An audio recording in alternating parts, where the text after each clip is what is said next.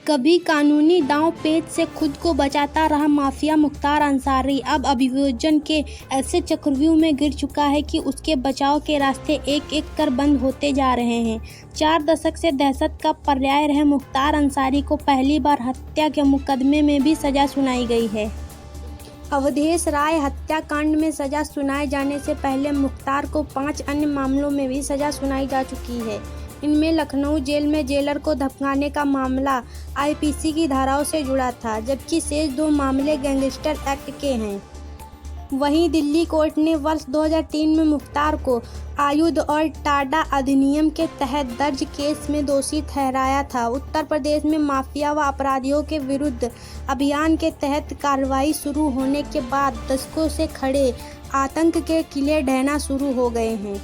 Mafia Atiq Ahmad को भी 4 दशक के बाद मार्च 2023 में पहली बार कोर्ट ने उमेश पाल के अपहरण के मामले में सजा सुनाई थी। माफिया के विरुद्ध चल रहे अभियान के करीब से देखें तो अभियोजन व सरकारी गवाही की एक मजबूत दीवार खड़ी होती नजर आती है। प्रदेश में मुख्तार अंसारी को पहली बार हाई कोर्ट ने लखनऊ जेल में वर्ष 2003 में जेलर एसके अवस्थी को धमकाने के मामले में 21 सितंबर 2022 को सजा सुनाई थी। इसके बाद 23 सितंबर 2022 को मुख्तार को लखनऊ में दर्ज गैंगस्टर एक्ट के मामले में दूसरी बार सजा सुनाई गई। गाजीपुर में दर्ज गैंगस्टर एक्ट के ही मामले में मुख्तार अंसारी को 15 दिसंबर 2022 को तीसरी बार सजा सुनाई गई। सोमवार का वह दिन आ गया जब मुख्तार को हत्या के अपराध में दोषी ठहराया गया।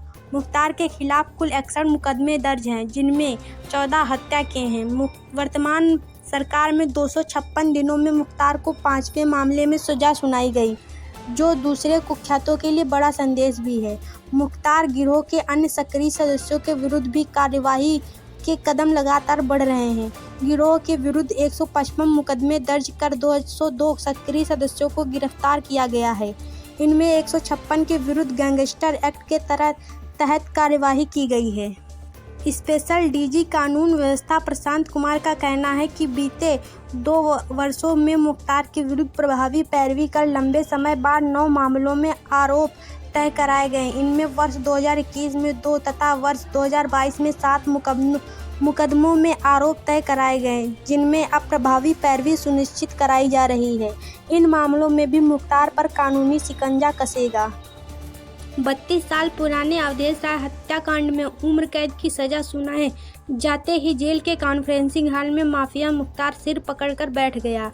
उसके चेहरे पर तनाव व बेचैनी साफ दिखी। वह सिर पर हाथ रखकर कुछ सोचने लगा। पूर्वांचल के माफिया मुख्तार अंसारी की सोमवार सुबह वीडियो कॉन्फ्रेंसिंग से अवधेश राय हत्याकांड में वाराणसी की एमपी एमएलए कोर्ट में पेशी थी। उसे कड़ी सुरक्षा के बीच जेल के कॉन्फ्रेंसिंग हॉल में लाया गया। न्यायालय की सजा सुनाते ही वह बेचैन हो गया।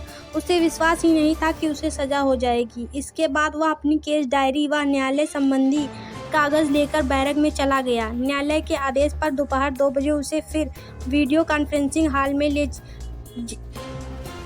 हाल में जेल के वार्डन अधिकारी लाए, जहां 2:05 पर पेशी शुरू हुई और 2:10 बजे न्यायालय से सजा सुनाए जाने के बाद खत्म हो गई।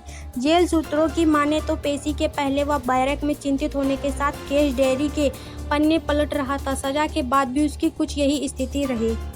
मुख्तार के विरुद्ध लगभग 19 विचाराधीन मामलों में प्रभावी पैरवी सुनिश्चित कराई जा रही है, जिसकी निगरानी सीधे डीजीपी मुख्यालय से होती है। अब तक मुख्तार अंसारी की गैंगस्टर एक्ट के तहत अब तक की 586 करोड़ रुपए की संपत्ति जब्त, ध्वस्त व कब्जे से मुक्त कराई गई है। उसके लगभग 2100 करोड़ रुपए के अवैध कारोबार व ठेकों का निरस्त कराया गया है।